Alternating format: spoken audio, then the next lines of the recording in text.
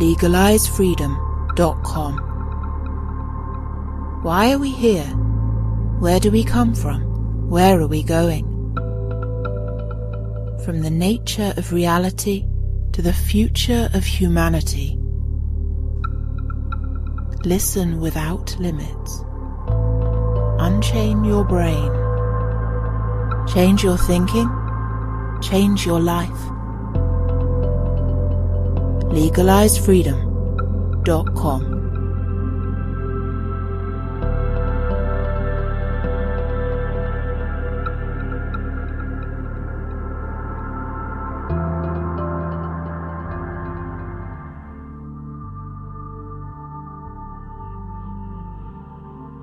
Greetings and welcome once again to legalizefreedom.com. I'm your host Greg Moffat, and my guest today is Paul Sutton, author of the blog Against Monolithic Diversity.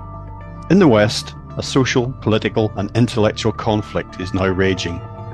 The outcome of this conflict will decide whether our countries remain relatively peaceful or if we'll get political violence and civil war.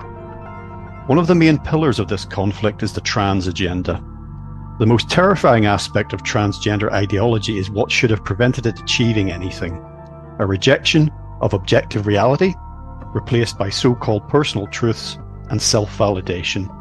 Self-worship has triumphed, at least for the moment, over the building blocks of our culture and society: religion, philosophy, political plurality, artistic expression, science.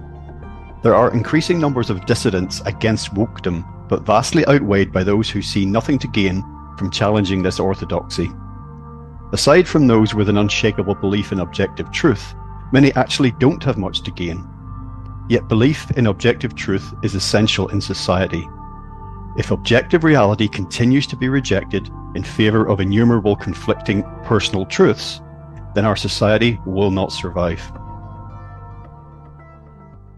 Hello and welcome, Paul, and thank you so much for joining us today on legalizefreedom.com. Well, it's a pleasure. Thank you so much for asking me. Really nice to be on.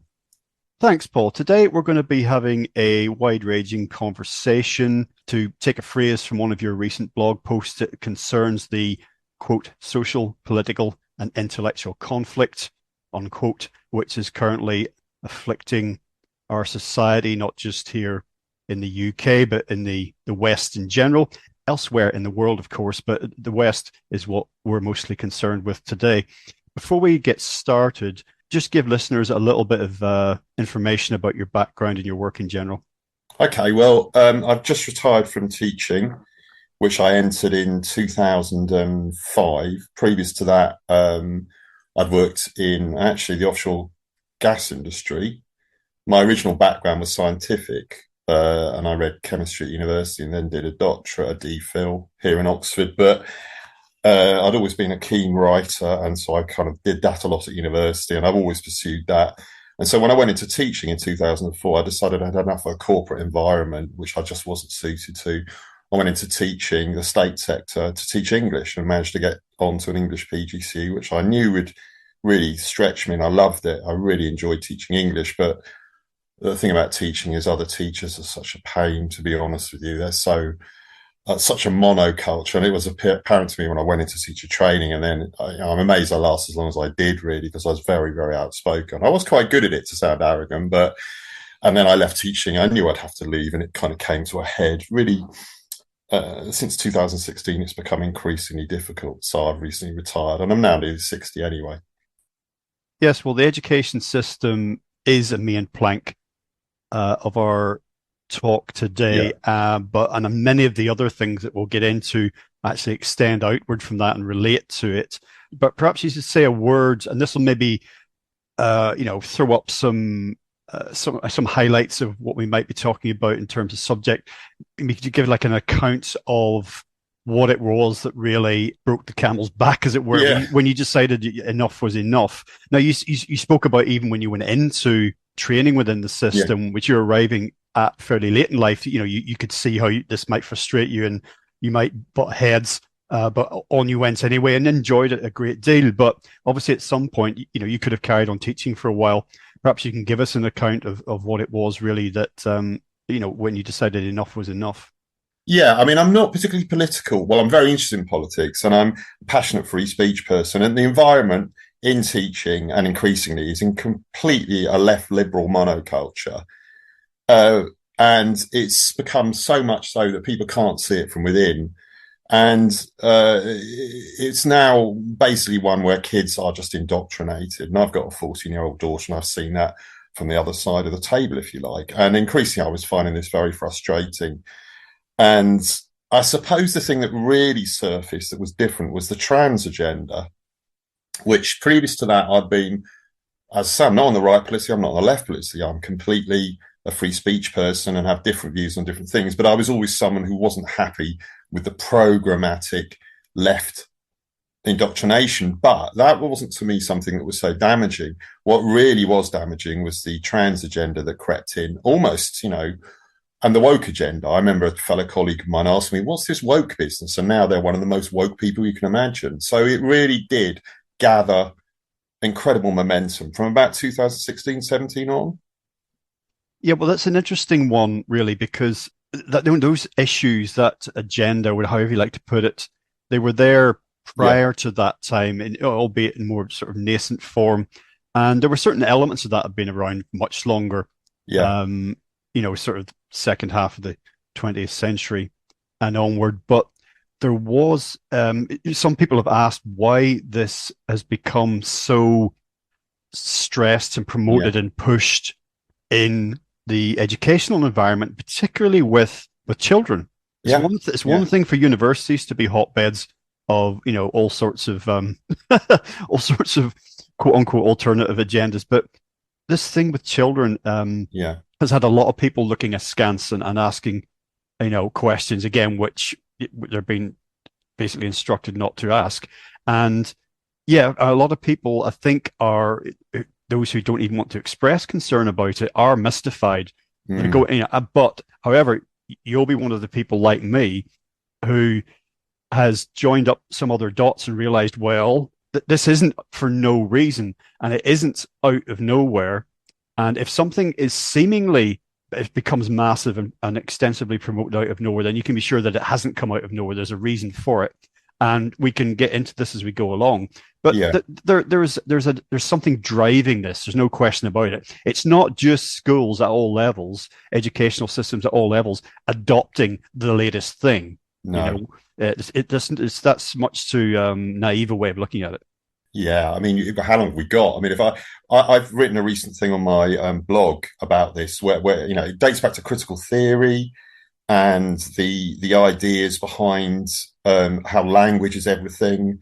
The theory that although I read chemistry at university, I then went on and did some English stuff. And critical theory is a grandiose thing. It likes to refer to itself as theory, and it simply believes that it can posit language as everything, and that is behind a lot of this, where language becomes almost a totem thing, and the increasing indoctrination that has been going on in universities, so that the new cadre of graduates, teaching is a profession which has always got a huge influx of new people into it.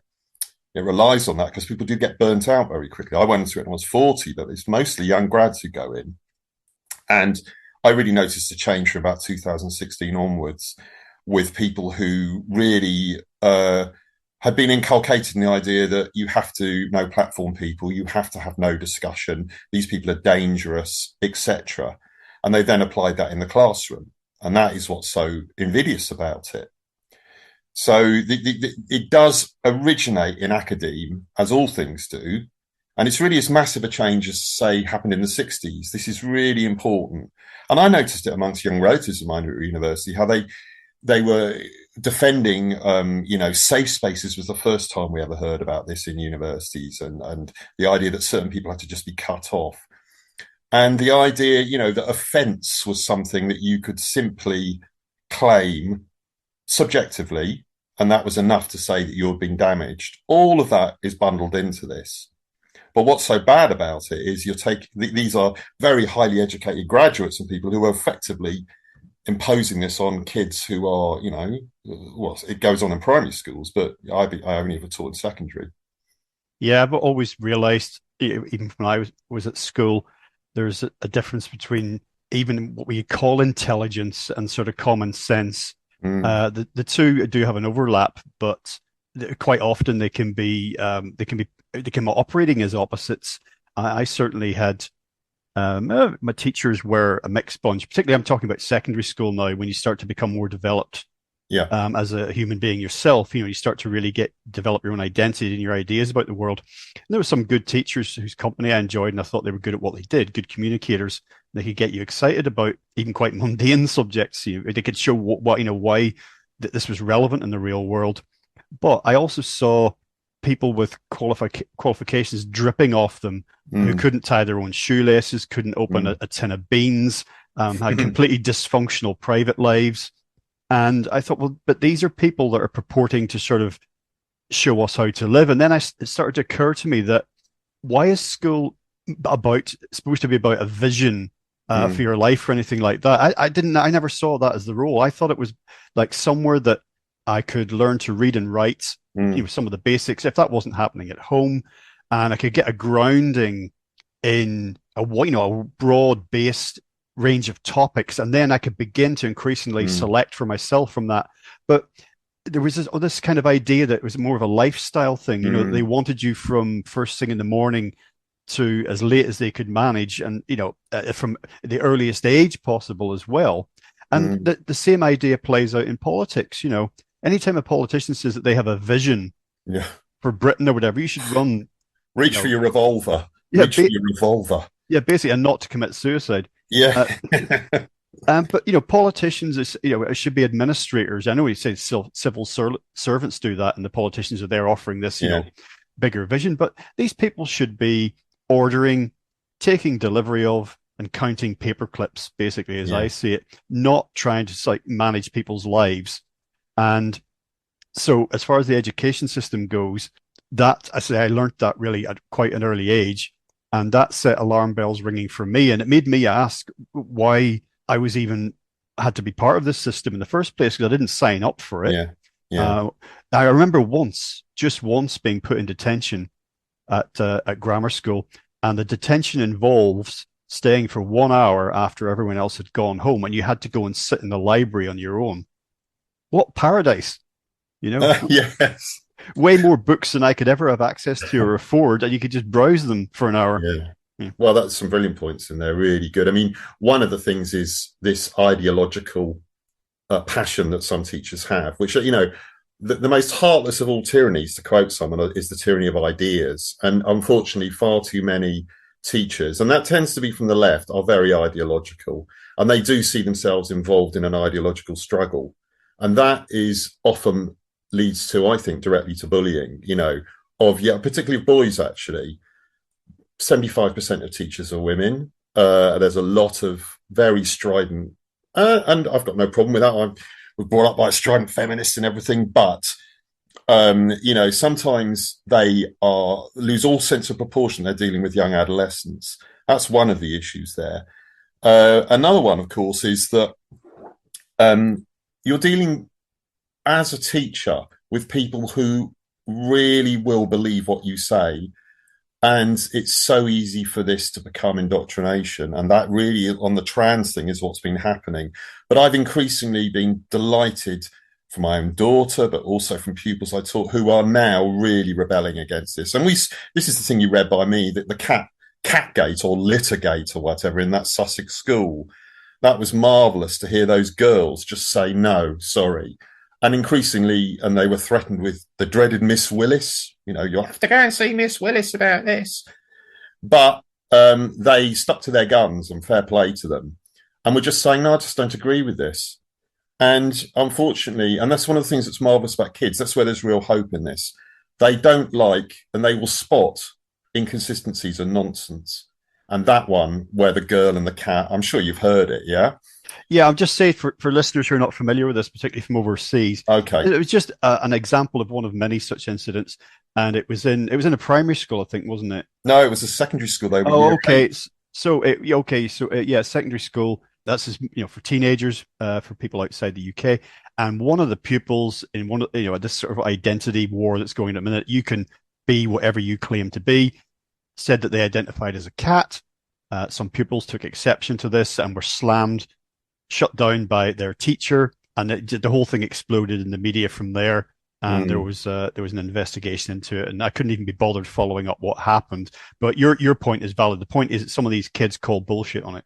Absolutely, they recorded it as well. So initially, a lot of things will happen with this. People say that's nonsense. This is like when they used to say "bar black sheep" has been banned. People saying political correctness gone mad. Nonsense. Well, they recorded it, and she was banged to rights, this teacher, because it starts with her going, "How dare you? How dare you laugh at her when she says she's a cat?" And the girl's like, "She's not a cat." What do you think? And it's unbelievable. It's really so perplexing because she simply is saying, you can't argue with this. And she even says to these girls, you should consider leaving the school. And one of the girls says, well, my mum would disagree. Well, I think that's very sad as well. And that's a terrible thing with kids if you ever imply anything about their families. So the whole thing it was used, and this is why you read my blog about it, and I said I'd seen this coming. The tidal wave was about to hit schools. And I did say to our head when I left, he was a good man, you're going to face things where parents will find out about some of the indoctrination that's been going on that frankly is ridiculous. Yes, well, your blog is entitled Against Monolithic Diversity.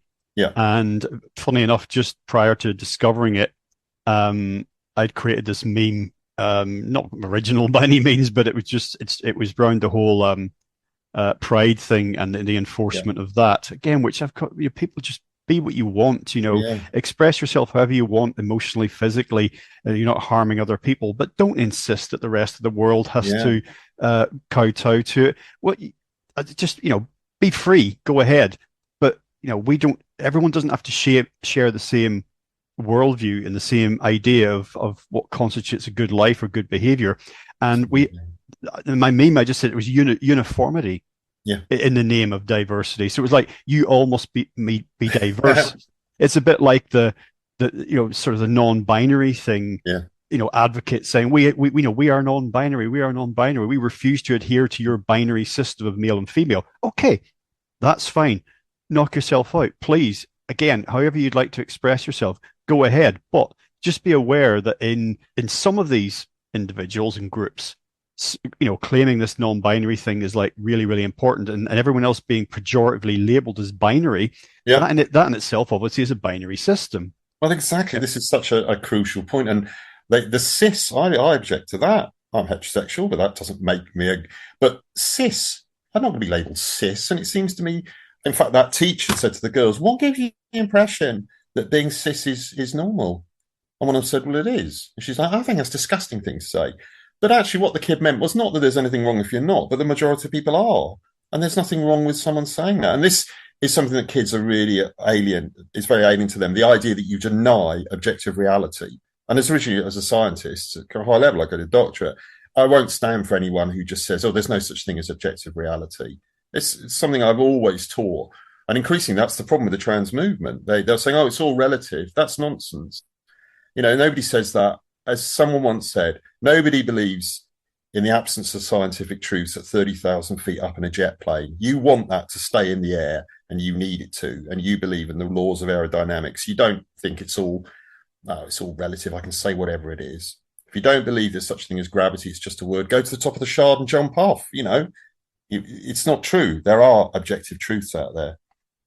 Well, some people would consider the word normal to be problematic, but because it's become loaded, and as we talked about the limits of language, the language can evolve and change. It can be manipulated. It can be expanded and contracted. But if you just take it to mean the norm in terms of, for example, the majority. So even if you take that out, these kids were sort of saying that, well, the whole cis thing or, heterosexuality is quote unquote normal. What they're simply really expressing is the idea that it's sort of the majority of people. Yes. And that's neither good nor bad. It's just the way things are. Yeah, they weren't. Sorry, didn't mean to. You go. No. You're right. What you're going to say is that they weren't condemning anyone. No, they weren't making a moral judgment. This is the point. It's not a moral judgment there to say, well, the majority of people are that way, and everybody knows the history of discrimination and all that, which is wrong. And it's true that majorities can discriminate, often do against minorities, but that doesn't mean recognizing the existence of a majority means you support that. That's the problem. It's a very bad mistake to make, that simply someone recognizing objective reality is therefore going along with something that is associated with that, but doesn't mean just recognizing it. And it's really cruel to kids at that age as well. One of the parents of those girls said, why are they doing this at that age? Now, I know the argument be, they have to do all that. Well, actually, it's a very good point. They're going through puberty themselves. Do they need to be bombarded with that? Doesn't mean it should be hid away from them, sorry. But do they need to be launched into that? 57 different genders? No, they've got, enough, even if you have a relatively trouble-free kind of, adolescence, as I was consider that I did, there was still, difficult times, difficult periods, self-questioning and just wondering about. You certainly dramatize things when you're a teenager in a way that in later years you go, well, that was pretty daft, but hey, that was, hormones and everything kicking in. That's it. And it has become performative. This is the problem with it. It's very performative. And that is so key to all this. My last year at school, I was doing a lot of PSHE because I'd had health problems and I'd been off, and I came back and I had a reduced timetable. And the PSHE lessons, I was directly in the belly of the beast on all this. And I had a year 9 group where, about half of them said they thought they might be trans or whatever. Now, it's not for me. I was very fair. I wouldn't go, oh, that's ridiculous. But, well, that was unheard of before, really. When I started teaching, the great issue was self-harming and anorexia. So these things do have a contagion about them. There wasn't any trans stuff. Whereas now all teachers will get an email saying, can you please refer to Daniel as Daniela, but please don't discuss this, just it's happened. And that increasingly, a lot of other teachers, although people didn't like even asking about it, would think, well, can I not know something about this? Because it's very important. And almost always, not always, but almost always, these were pupils who had problems. So, a lot has happened without teachers talking about it because they've been too scared because of the transphobic label and everything. I mean, look at all the progress that was made throughout the 20th century, and particularly in making life in most societies in the world better for gay people, for women in terms of getting rights to all sorts of things, being able to become equal in so many ways, and equal in ways that were possible and desirable, and with men. And that's still an ongoing thing. And then you look at racial equality and how much good was done then. And I've had people on as guests who've pointed out that a lot of what's occurring now, not so much, well, they could say that the Black Lives Matter thing, they could point to that in the US and in some other parts of the world, but with the trans thing and how much this threatens some of this progress. Absolutely. That's such a brilliant point, Greg. I mean, and I know from gay people who are friends of mine, they feel very uneasy, and we've seen actually the LGB, the alliance thing with that legal thing. A lot of the trans side of it has been so intolerant. And of course, we've got the arguments with your Kathleen Stocks and people, the feminists, who quite rightly, I think, are saying, I'm sorry, you just can't identify as a woman. There is a biological difference. It isn't for you to just say that. It's not just something you can do. And that issue, again, when you're dealing with very, pubescent kids, wow, it's a very difficult thing to be, because a lot of them, the issues to do with homosexuality and homophobia are by no means solved in schools and everything. And, and I was always very firm on that. But the problem is you hear far more about transphobia now. And that when you tell kids about these issues, they'll be used for bullying. They'll be used as accusations that so-and-so's transphobic, so-and-so's this and this. It just all the time will happen. And it has hijacked the whole thing. And you were asking for reasons earlier, Greg, about why it's happened. There has been direct entryism here, to be honest with you, which is something that's always gone on with movements which are very aggressive, entryism. And teachers are very hardworking on the whole, very, very stressed, very busy. So it's been very easy for material to get into schools, ready done lessons and lesson plans without enough checks on them, to be quite honest. Yeah, well, you have also related to that general crisis in education in terms of, teacher recruitment and particularly with certain subjects. I've heard stories of geography teachers taking physics classes and teachers taking classes that they've never, ever been trained to do because they just need to make up the numbers and supply teachers. The whole scene sounds horrific. And I've got friends of my age teaching at different levels, from primary through to secondary, public, private schools, right through to colleges and universities. Even some people who are teaching, they've spent their whole life in academia, and and they've reflected some of these things back to me. So, well, there's always been, for instance, when I was trained in 2005. It was clear that there was some nonsense being smuggled in there. And I went on then it was, the great thing was diversity. I went on a diversity course, I remember, at Banbury School. This was doing my PGCE. And there was a lady giving a talk there who was telling us about systemic racism and everything like that. And I was gobsmacked to be told that gravity was invented in Africa. So, and I said, I'm sorry, gravity wasn't invented anywhere. And she was, it is difficult for some people to accept this. And I was like, well, it's not so much difficult. It's nonsense. What do you mean by gravity was invented? It's one of the 5-6 fundamental forces of the universe. It's not invented anywhere. Yes, but it was just a kind of nonsensical thing. And then the lady, the same person, and I don't doubt that her message and her intention was good, but it was just absolutely absurd. What really distressed me was so few people on my course were really had any time for me saying that. And then I was told by this lady, Darwin's Origin of Species was written to justify the slave trade in the British Empire. And I had to point out, well, Darwin's Origin of Species came out in about 1858. The British Empire abolished slavery in 1837. That's not to say we haven't got a deplorable, there were bad things happen. But again, this is stated as a kind of, and the way it was reacted to was, some people find this very difficult to talk about. And I can see, you're one of them. It's like, I'm sorry, these are just the facts. I mean, just look at the dates of publication of this. And that's happened now writ large with the trans stuff, where people are just saying this is just nonsense. And that's the row that I got into at school that kind of precipitated me going. But I was always aware that would happen sooner or later. Well, regarding trans agenda, trans issue, if you want to accept that there's an agenda there, I just quote from one of your recent blog posts: "The most terrifying aspect of transgender ideology is what should have prevented it achieving anything.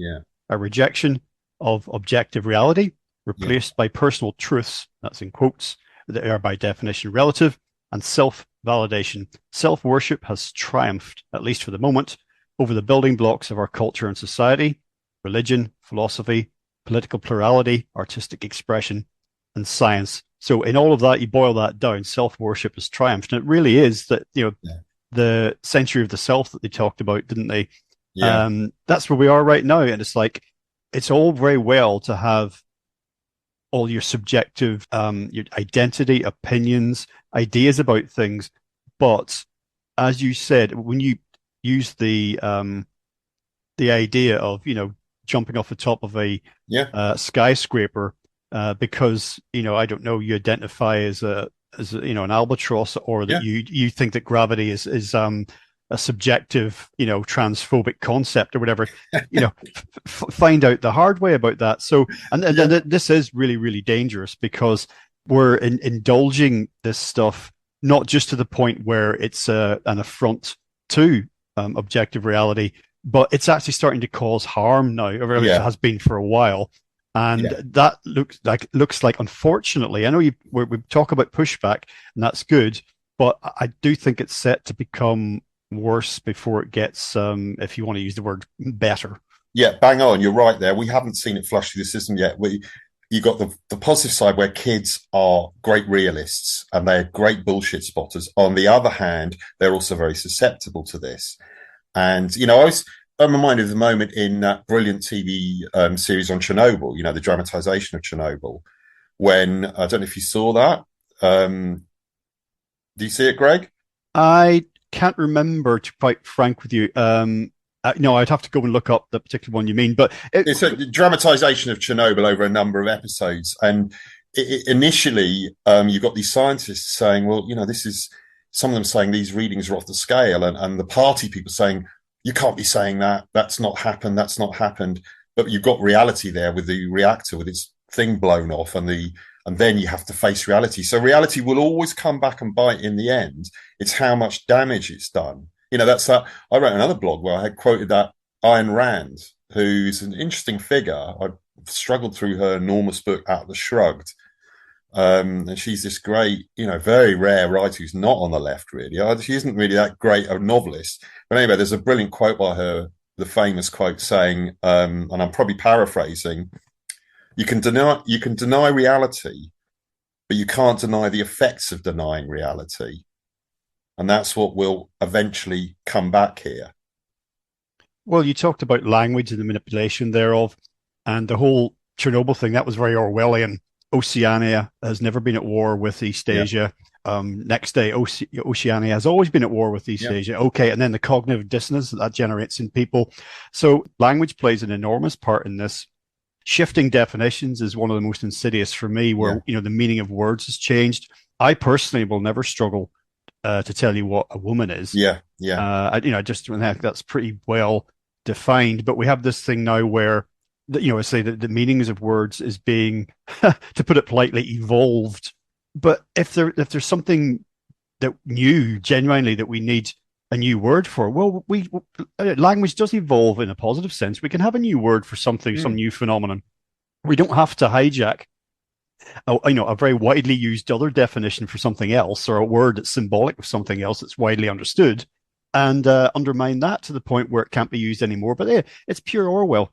Attack the language to, first of all, to undermine people's sanity, for want of a better expression, generate that cognitive dissonance, make people shut down psychologically because, they can't stand that feeling of the cognitive dissonance. And also, control the parameters of language. You control the way people think. In 1984, you had the Newspeak, and that the idea was there to control people's ability to think clearly by simply reducing the number of words available to them, and also by flipping definitions overnight. Then that, you can't trust your own thoughts anymore, because our thoughts, the voices in our own heads tend to be in terms of language, don't they? As you're thinking something through, many people will have that inner monologue, like a voice in their head as they work something out. Yeah, I mean, there's so much there. It's so relevant. You bring Orwell up. I mean, it's an above all, Orwell was the writer I would always be using in teaching, and he was so perceptive. And of course, in 1984, his great perception, it's misunderstood, wasn't so much in saying that Stalinism would triumph. What he did foresee, what he was so prescient about, was how language would be the key to this. And the characters in 1984 who are manipulating language. Above all, there's a character called Symes, who there's a horrible bit where he says it's a beautiful thing destroying words. Every day there's fewer and fewer of them. That concludes part 1 of our interview.